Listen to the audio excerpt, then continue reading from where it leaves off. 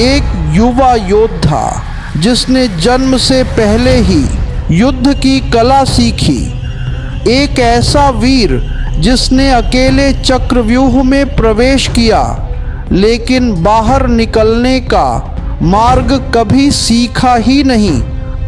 यह कहानी है अभिमन्यु की, अर्जुन पुत्र, वीरता का प्रतीक और युवा शक्ति की वो मिसाल जिसने अधर्म के विरुद्ध अकेले मोर्चा लिया।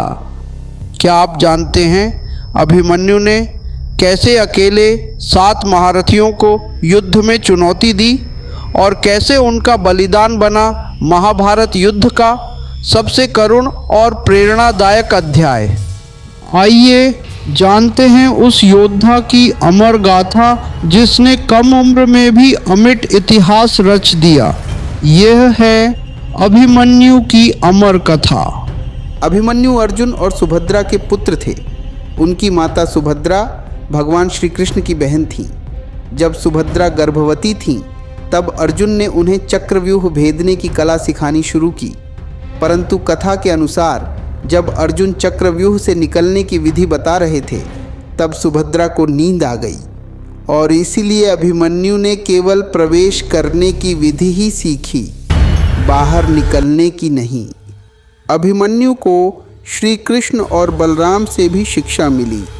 वे धनुर्विद्या और युद्ध कला में निपुण थे और बचपन से ही वीरता का परिचय देने लगे थे।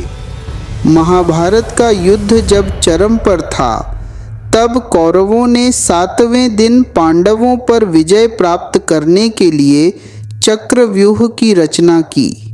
यह चक्रव्यूह गुरु द्रोणाचार्य द्वारा बनाया गया था, जो बहुत ही जटिल था। अर्जुन और श्री कृष्ण उस समय युद्ध के किसी अन्य मोर्चे पर व्यस्त थे।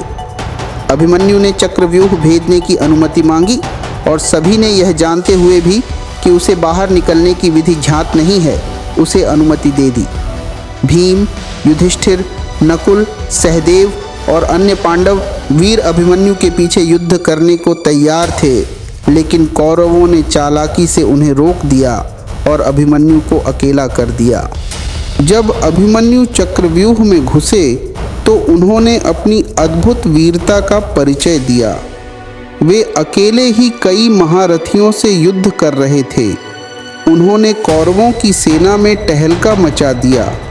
उनके धनुष की प्रत्यंचा इतनी तीव्र थी कि एक साथ कई योद्धाओं को पराजित कर दिया। अभिमन्यु ने कई महारथियों को परास्त किया, जिनमें दुर्योधन के पुत्र लक्ष्मण कुमार, कृतवर्मा, कर्ण, शल्य और अश्वत्थामा शामिल थे। वे एक एक करके समस्त विरोधियों को चुनौती दे रहे थे और वीरता का परिचय दे रहे थे। जब कौरवों ने देखा कि वे किसी भी प्रकार से अभिमन्यु को पराजित नहीं कर सकते, तब उन्होंने अन्याय और अधर्म का सहारा लिया। सबसे पहले जयद्रथ ने अभिमन्यु को बाहर से सहायता न मिलने देने के लिए अर्जुन और अन्य पांडवों को रोक दिया। इसके बाद कर्ण ने अभिमन्यु का धनुष काट दिया, जिससे वे असहाय हो गए। द्रोणाचार्य, अश्वत्थामा और कृपाचार्य ने भी उनके रथ और हथियारों को नष्ट कर दिया। अंत में दुष्ट कौरवों ने मिलकर नियमों को तोड़ते हुए अभिमन्यु पर एक साथ हमला किया और उन्हें वीरगति प्रदान कर दी। अभिमन्यु का बलिदान युद्ध में एक महत्वपूर्ण मोड़ था। जब अर्जुन को अपने पुत्र की मृत्यु का समाचार मिला तो वे अत्यंत क्रोधित हो गए। उन्होंने प्रतिज्ञा ली कि अगले दिन जयद्रथ का वध करेंगे और उन्होंने अपने संकल्प को पूरा भी किया। अभिमन्यु की शहादत ने पांडवों को और अधिक शक्ति दी, जिससे अंततः महाभारत का युद्ध पांडवों के पक्ष में गया। उनकी वीरता को आज भी भारतीय संस्कृति में याद किया जाता है। कर्तव्य के प्रति निष्ठा। अभिमन्यु ने यह जानते हुए भी कि उनके पास बाहर निकलने की विधि नहीं है, कर्तव्य का पालन किया और पीछे नहीं हटे। अभिमन्यु अकेले कई महारथियों से लड़े और अपनी वीरता से सभी को चौंका दिया। अभिमन्यु के बलिदान से यह शिक्षा मिलती है कि अधर्म का अंत निश्चित होता है।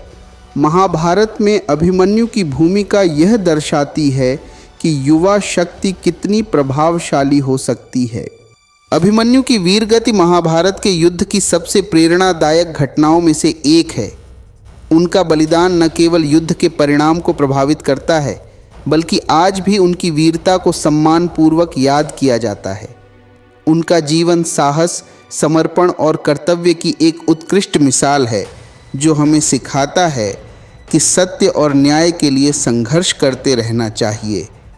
अगर आपको यह वीर गाथा प्रेरणादायक लगी हो तो कृपया इस वीडियो को लाइक करें, अपने मित्रों और परिवार के साथ साझा करें और ऐसे ही धर्म, इतिहास और पौराणिक गाथाओं को जानने के लिए हमारे चैनल धर्मज्ञान हिंदू मिथोलॉजी को सब्सक्राइब ज़रूर करें।